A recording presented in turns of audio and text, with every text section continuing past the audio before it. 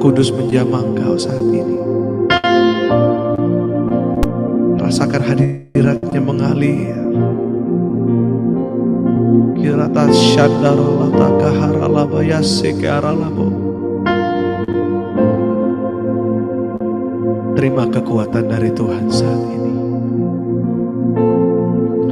Terima kepastian dari Tuhan saat ini. Terima pengharapan baru dari Tuhan saat ini. Dalam nama Yesus. Thank you Jesus.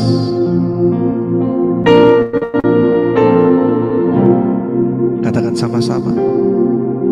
Walau 1000 rebah di sisiku,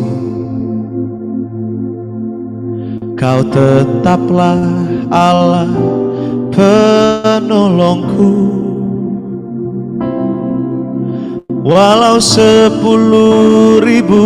rebah di kananku, takkan ku goyah, sebab Yesus sertaku. Jemaat saja katakan. Walau 1000 rebah, nyanyikan dengan imanmu. Kau tetaplah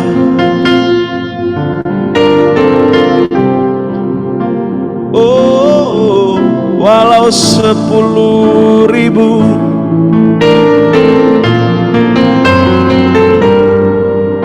takkan ku goyah, sebab Yesus sertaku.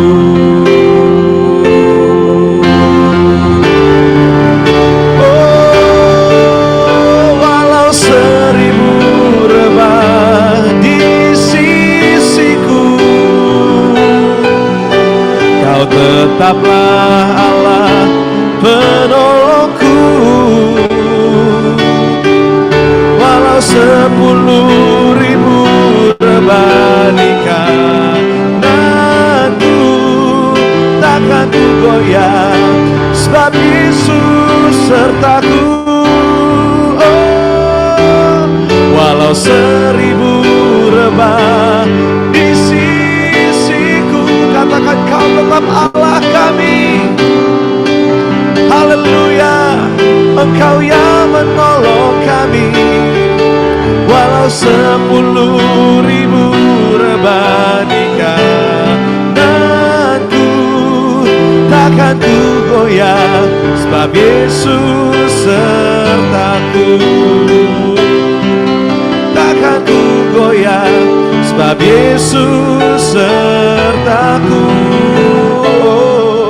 Takkan ku goyah, sebab Yesus sertaku.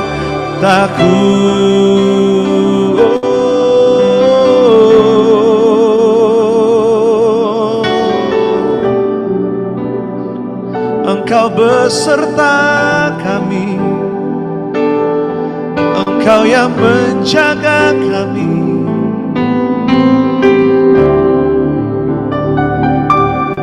Mengalir kuasa dari tempat maha tinggi, Bapa kekal mulia, Kau hadir di sini, memulihkan hati, menyembuhkan yang terluka. Bukan tenang bersamamu Bapa. Dengan iman katakan sama-sama. Mengalir kuasa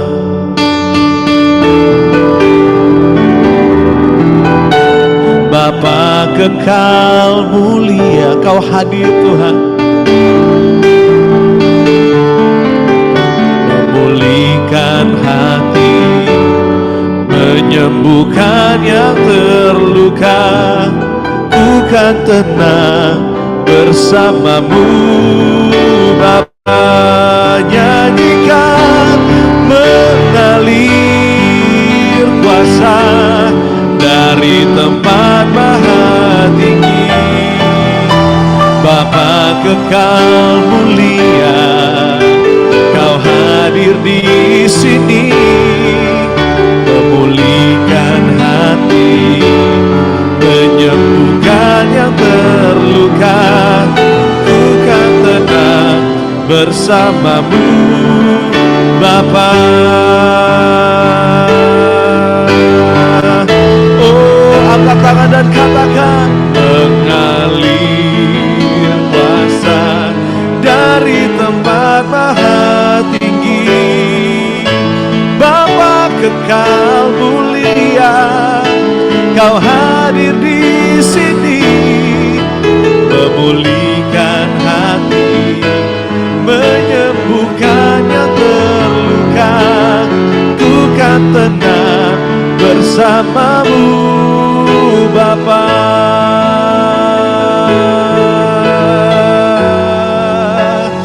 Kami tenang bersamamu, kami aman bersamamu. Katakan sama-sama, mengalir.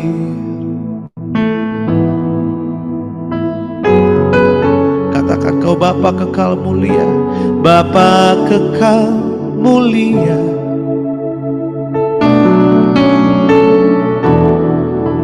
Memulihkan hati, menyembuhkan yang terluka.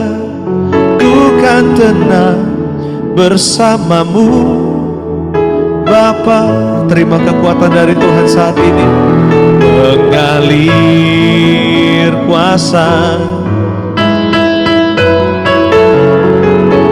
oh Bapa kekal mulia, Kau hadir di sini, memulihkan hati, menyembuhkan yang terluka.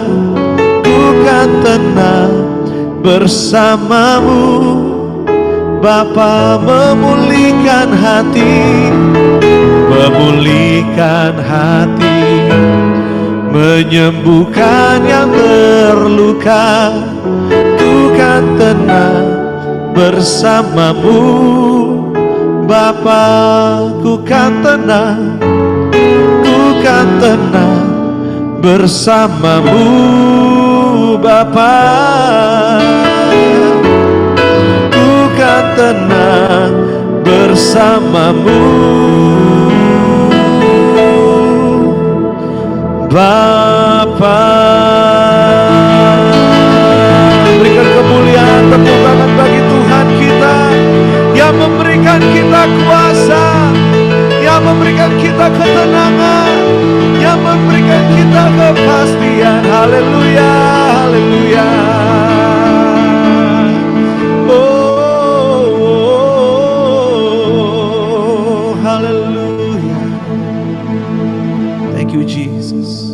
Mari kita berdoa. Kami mengucap syukur malam hari ini Tuhan, kami siap untuk mendengar firman Tuhan. Biarlah Engkau singkapkan semua yang harus kami ketahui, sehingga kami menjadi orang-orang Kristen yang bijaksana, cerdas, mengenal Allahnya, dan dapat menjadi pelaku firman. Biarlah firman-Mu menjadi rema dan mengubah paradigma-paradigma kami yang salah, sehingga kami punya paradigma yang baru. Terima kasih Tuhan, dalam nama Tuhan Yesus. Haleluya. Amin. Sebelum saya membagikan firman Tuhan, saya akan membaca kesaksian dari seorang ibu. Saya nggak tahu ini ibu atau saudara ya, karena tidak dikasih tahun umurnya, yaitu saudara Nina. Shalom Pastor Deborah, saat ini saya mengucapkan terima kasih untuk selama ini saya selalu mengikuti YouTube Pastor dan mengikuti YouTube Live. Sekalipun saya belum pernah mengikuti Zoom, tetapi saya selalu mengikuti YouTube Live setiap hari Sabtu dan mengikuti pengajaran-pengajaran lain lewat YouTube Pastor Deborah yang lainnya. Saya sangat diberkati dan saya merasa bahwa banyak sekali cara pikir saya yang diubah sesuai dengan nama pelayanan RIM, yaitu Renew Your Mind. Saya merasa menjadi semakin cerdas di dalam kehidupan saya. Saya semakin tahu jalan-jalan firman Tuhan dengan seimbang. Saya tidak ngeroh lagi, ada banyak pengertian-pengertian saya yang salah selama ini, tetapi sekarang semua seperti diluruskan. Saya merasa seperti kabel-kabel di dalam otak saya yang berantakan sekarang semuanya mulai diluruskan kembali. Sehingga saya sekarang ini dapat mengerjakan firman Tuhan dengan mudah karena saya telah mengerti firman Tuhan dengan lebih jelas. Saya berdoa Pastor Deborah semakin dipakai oleh Tuhan dan biarlah pelayanan RIM semakin menjadi berkat bagi banyak orang. Terima kasih Pastor Deborah, Tuhan Yesus memberkati. Puji Tuhan untuk Saudara Nani untuk kesaksiannya, dan ada beberapa kesaksian yang lain yang belum saya baca. Saya minta maaf, kadang-kadang saya harus ngecek mana yang sudah dibaca dan mana yang belum. Malam hari ini saya membagikan firman Tuhan tentang bagaimana hidup di dalam kemenangan. Banyak orang Kristen itu yang bertanya begini, saya ini sudah Kristen, saya sudah penuh Roh Kudus, saya melayani, saya suka penyembahan, saya tidak pernah melewatkan kehidupan doa dan baca Alkitab, tetapi saya seperti tidak pernah keluar di dalam masalah. Saya tidak pernah keluar saya seperti berkubang pada masalah-masalah yang sama. Nah, ini yang saya mau jelasin ya. Ada banyak orang Kristen itu yang salah paham dengan firman Tuhan. Karena banyak orang Kristen itu imannya itu tidak berlandaskan firman, tetapi berlandaskan pengertiannya sendiri. Contoh ya, kalau orang pengertiannya salah, dia akan menjadi salah. Contoh ya, orang-orang Indonesia nih. Saya tidak berbicara tentang orang Kristen, tetapi secara umum orang-orang Indonesia. Mereka tuh selalu berkata begini, oh semuanya itu sudah takdir dari Tuhan. Kayak contoh, ada orang yang pernikahannya berantakan oleh karena seorang pelakor. Mereka berkata, yaitu sudah menjadi kehendak Tuhan. Terus ada orang yang suka mabuk-mabukan, ada orang yang suka obat-obatan, kemudian dia mati oleh karena overdosis, dan mereka berkata bahwa ya itu sudah takdir Tuhan. Nah, pada waktu mereka selalu berbicara takdir, hanya karena takdir, mereka itu susah untuk diajar cara berpikir yang benar. Mereka itu susah untuk diajar bagaimana memiliki kehidupan yang benar. Karena semua katanya takdir. Kalau sudah berkata itu takdir, maka pada waktu diajar, kamu jangan minum obat-obatan. Kamu jangan ngedrug. Mereka akan berkata, loh ini sudah menjadi takdir Tuhan. Saya begini karena takdir Tuhan. Akhirnya mereka tidak akan pernah bisa berubah karena mereka merasa kesalahan-kesalahan itu bukan kesalahan, tetapi semua karena takdir Tuhan. Sama dengan orang Kristen, sedikit-sedikit orang Kristen berkata semua adalah sudah Tuhan tetapkan, atau ini semua seizin Tuhan, atau berkata ini karena pekerjaan setan. Itu sebabnya saya sudah berkhotbah. Saudara bisa mendengarkan khotbah di YouTube saya tentang hidup itu sudah ditetapkan Tuhan atau pilihan. Sehingga saudara tahu persis mana pilihan, mana yang takdir. Supaya saudara bisa berjalan dalam kebenaran. Karena kalau cara pikir kita salah, iman kita salah, maka perbuatan-perbuatan kita salah dan apa yang kita dapatkan pasti salah. Seringkali orang Kristen itu berpikir kalau saya sudah banyak berdoa, saya sudah berbahasa roh, maka hidup saya bebas. Saya itu akan diberkati, saya akan dituntun Tuhan. Iya, tetapi masalahnya hidup saudara ini punya hak memilih. Makanya ada yang namanya berdoa, tetapi juga ada yang namanya hidup dalam pertobatan dan hidup di dalam ketaatan. Hidup menjadi pelaku firman. Jadi semuanya itu menjadi satu kesatuan yang utuh yang tidak bisa dipisah-pisahkan. Saya mau sampaikan di sini bahwa, saya mau jelasin ya, orang Kristen itu tidak bisa disentuh oleh setan. Kecuali orang dunia, karena mereka tidak punya perlindungan. Kita ini punya perlindungan, yaitu darah Yesus. Alkitab juga berkata di dalam diri kita ada roh Allah, sehingga kita ada di dalam perlindungan Tuhan. Iblis itu nggak bisa sentuh kita. Iblis itu nggak bisa berbuat apa-apa di dalam hidup kita. Bahkan iblis itu tunduk kepada kita. Kenapa? Karena kita memakai nama Yesus. Itu sebabnya apa yang kita katakan kepada setan itu pasti harus nurut. Kalau kita suruh pergi, dia akan pergi. Kalau kita memerintahkan iblis untuk pergi, dia akan pergi.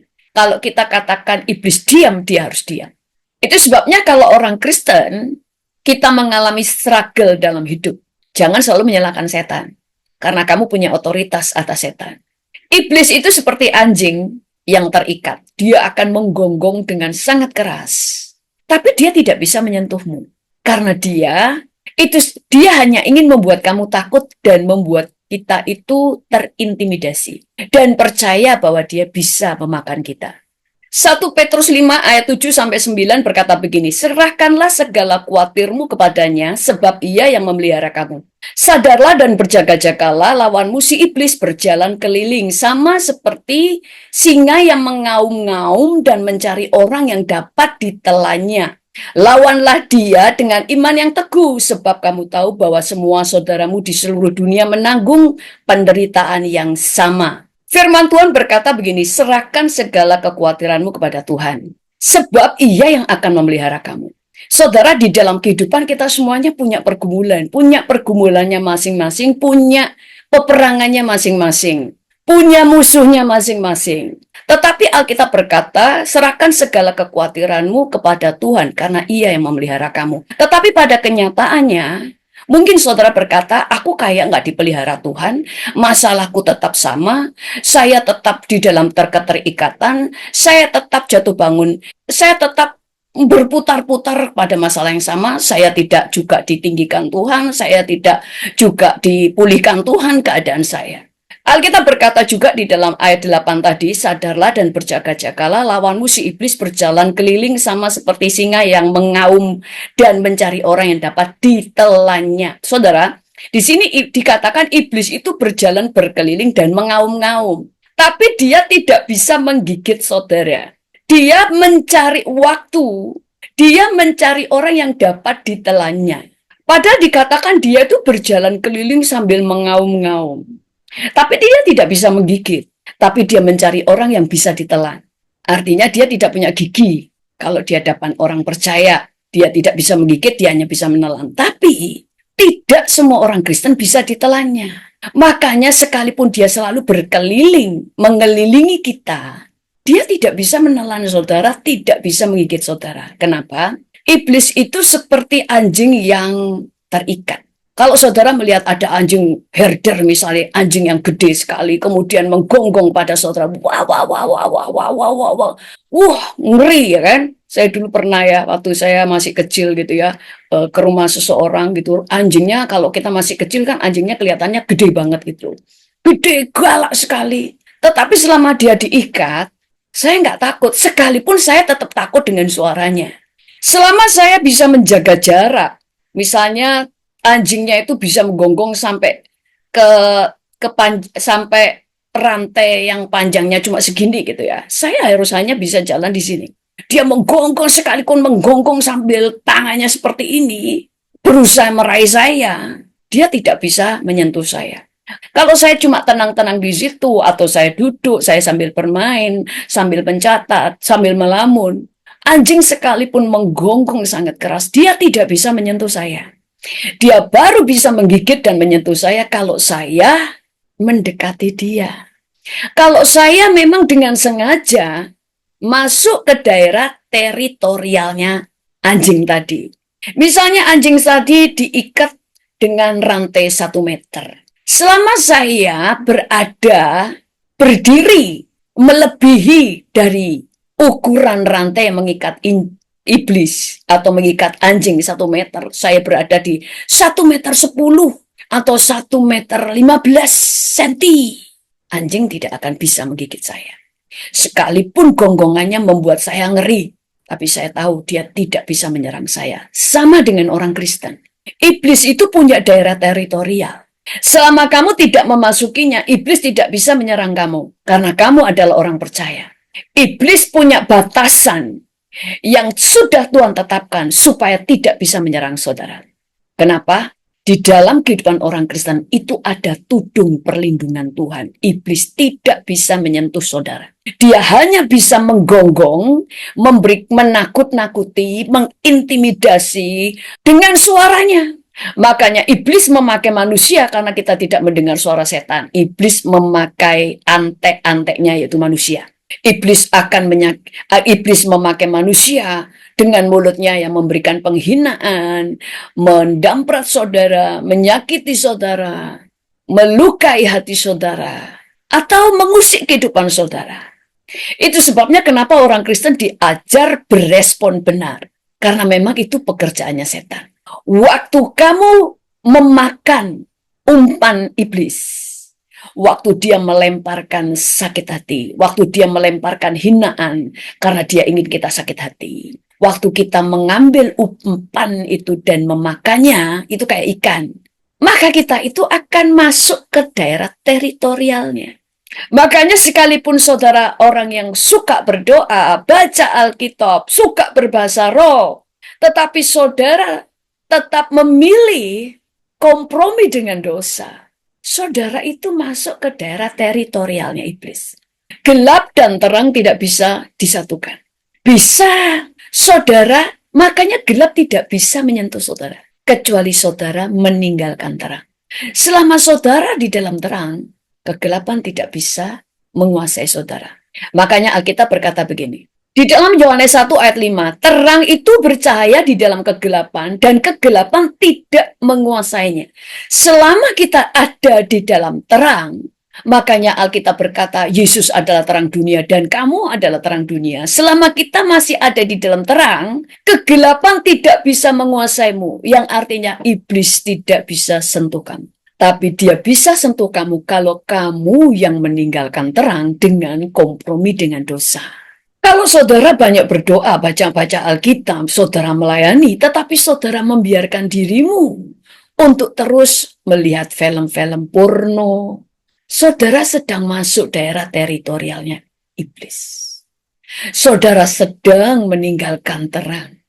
Makanya kenapa Alkitab berkata hiduplah di dalam pertobatan.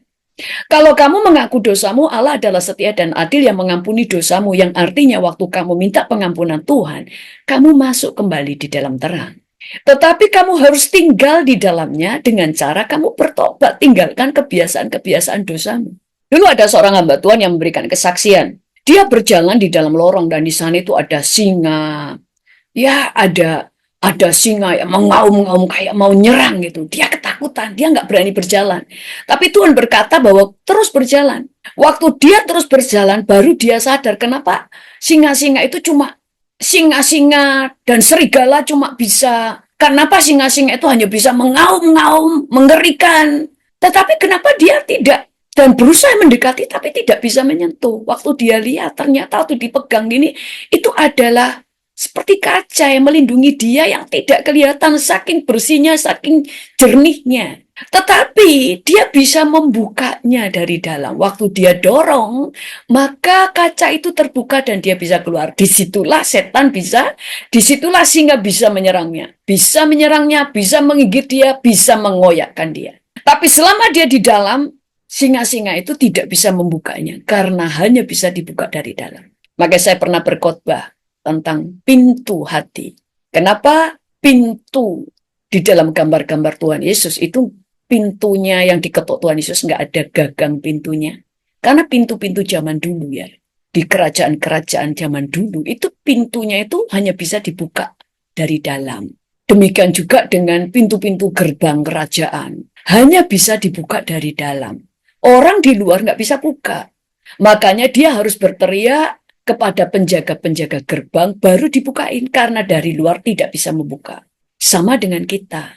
Makanya Yesus mengetuk, kalau kamu tidak membuka pintu, Tuhan tidak akan masuk. Tuhan tidak akan masuk karena kamu adalah pemegang kunci pintu hatimu. Itu sebabnya saudara harus berdoa, saudara penuh dengan Roh Kudus, itu membuat saudara punya kuasa untuk mengalahkan setan. Tetapi kamu juga harus memakai kuasa itu untuk mengalahkan keinginan dagingmu. Untuk mengalahkan sifat-sifat jahatmu. Tuhan kan bisa mengubah manusia, bisa kalau kamu mau untuk diubah. Karena Tuhan berhadapan dengan hak pilihmu. Saya dulu pada waktu di rumah seseorang ya, itu sampai anjingnya itu mau raih saya begini. Aduh, saya ngeri sekali. Tetapi yang membuat saya lega, karena saya tahu dia dirantai. Cuma kadang takut kalau rantainya lepas. Tetapi kalau di dalam Tuhan, daerah teritorial, iblis tidak bisa lawan. Kalau di dunia, rantainya manusia bisa lepas. Tapi kalau di dalam Tuhan tidak. Tetapi karena sampai kemudian tuan rumahnya keluar dan berkata, jangan khawatir, rantainya kuat. Tidak akan bisa lepas. Karena memang rantainya besar. Tapi namanya anak kecil ya, ada ketakutan. Tetapi ada takutnya itu dengan suaranya gitu ya, dengan suaranya, lihat giginya lagi langsung gitu ya kan. Tetapi juga ada keberanian untuk kemudian melewati anjing itu dan masuk ke pintu yang punya rumah karena kita tahu dia dalam keadaan dirantai. Kalau saudara setiap hari menonton film-film porno, maka mimpi-mimpi yang menguasai mimpimu ya mimpi-mimpi yang porno. Kalau kamu terus menyimpan perkataan-perkataan orang yang menyakitkan hatimu, maka hatimu akan dipenuhi dengan kepahitan, kemarahan. Dan mimpi-mimpimu juga akan dipenuhi dengan hal-hal yang penuh dengan yang memahitkan. Kalau kamu berdoa, kamu baca Alkitab, kamu melayani, tetapi kamu tetap kompromi dengan dosa. Kamu masih ikut perjudian, kamu ikut judi online, kamu bergaul dengan orang-orang yang salah, kamu bergaul dengan orang-orang yang toksik, kamu sedang mencobai dirimu sendiri. Iblis itu hanya bisa menggonggong. Pilihan itu ada di tangan kita. Kita selalu berdoa supaya Tuhan memberikan keselamatan kepada kita. Tetapi kamu kemudian mengendarai mobil padahal kamu kemudian belum tak, lalu kamu tidak bisa naik mobil, kamu minta perlindungan kepada Tuhan atas anak-anakmu. Tapi anakmu yang kecil kamu berikan mobil dan kamu mengizinkan dia untuk mengendarainya. Padahal dia belum cukup umur untuk mengendarai mobil. Bahkan kakinya kurang panjang untuk menginjak pedal, untuk menginjak rem dan gas. Kalau anak itu kecelakaan, bukan karena Tuhan tidak melindungi, tetapi kamu telah mencobai dirimu sendiri.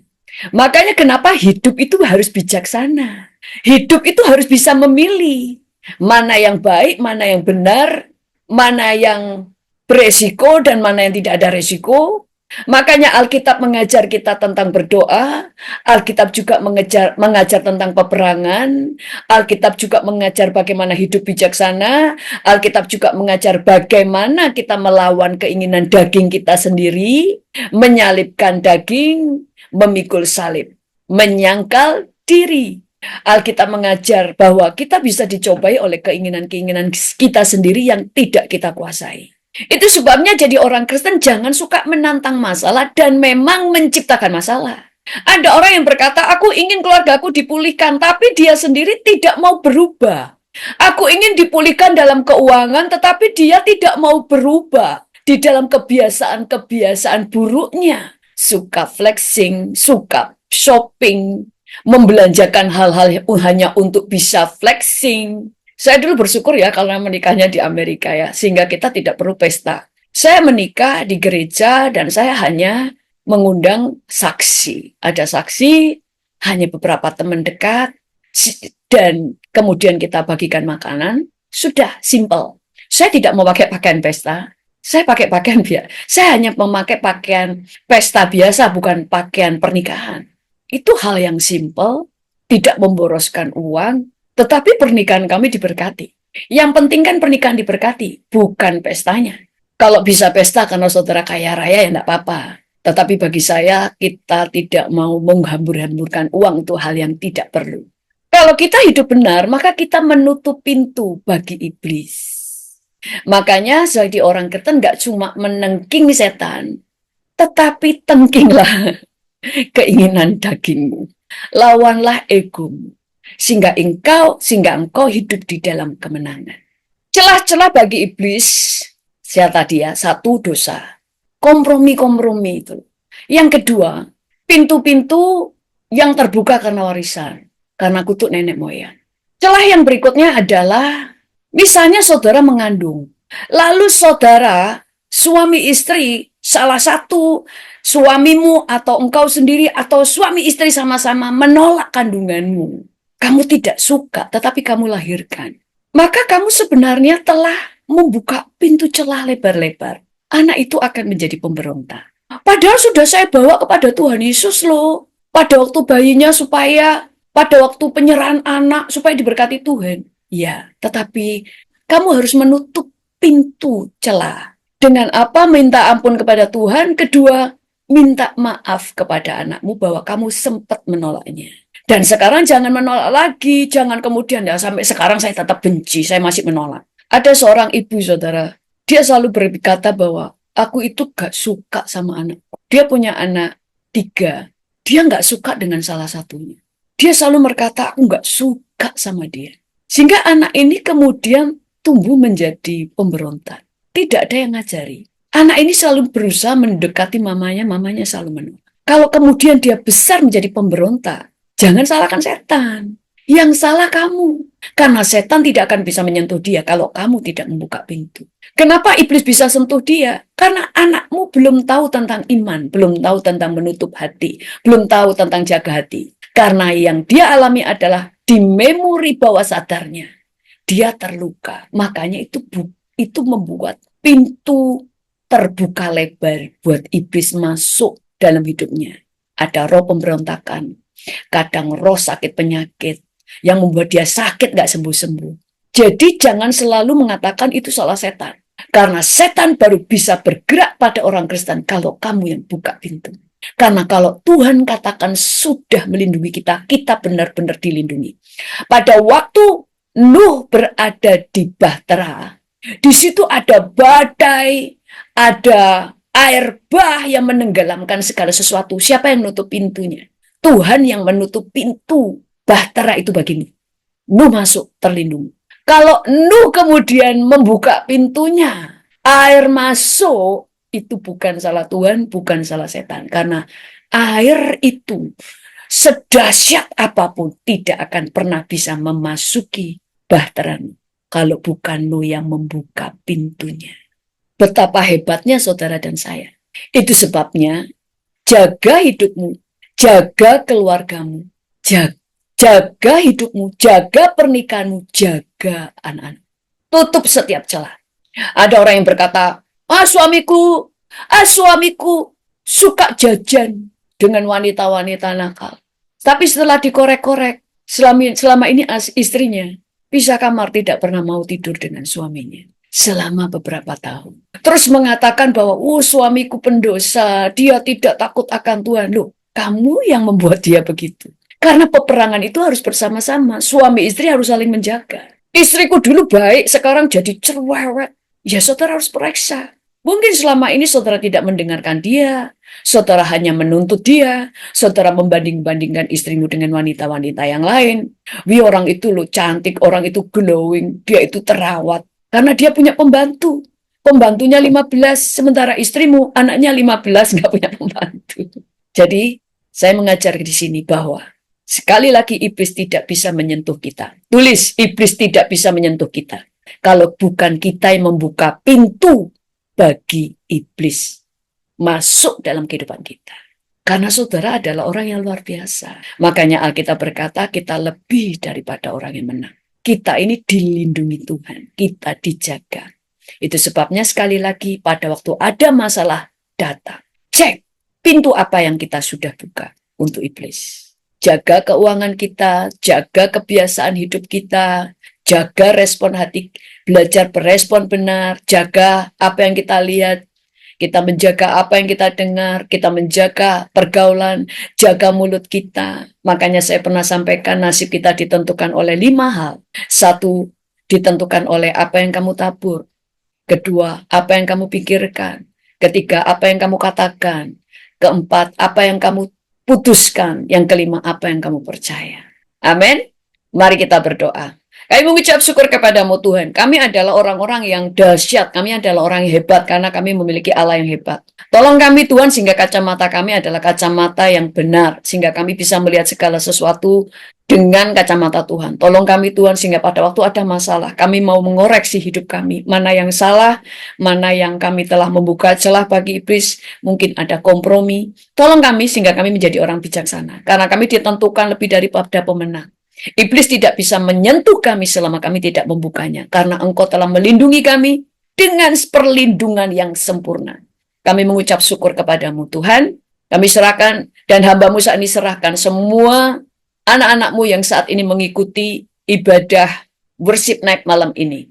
Biarlah setiap orang melihat kemenangan demi kemenangan di dalam hidupnya. Baik lewat menang dalam keuangan, menang dalam usaha, sehingga anak-anakmu berhasil dalam keuangan, berhasil dalam bisnis, berhasil di dalam pekerjaan mereka, berhasil dalam pernikahan, berhasil di dalam keluarga mereka, berhasil dalam segala hal. Karena firman-Mu berkata, Apa saja yang kami buat, Tuhan buat berhasil. Kami mengucap syukur kepadamu, Tuhan, terpuji namamu dalam nama Tuhan Yesus. Haleluya. Amin. Tuhan Yesus memberkati. Sampai bertemu besok pagi jam 6 waktu Indonesia bagian Barat. Doa pagi akan dirubah jamnya mulai bulan depan. Nanti akan diumumkan jam berapa kita akan mulai doa pagi. Tuhan Yesus memberkati. Jangan lupa subscribe. Takkan ku goyah, sebab Yesus sertaku. Jemaat saja.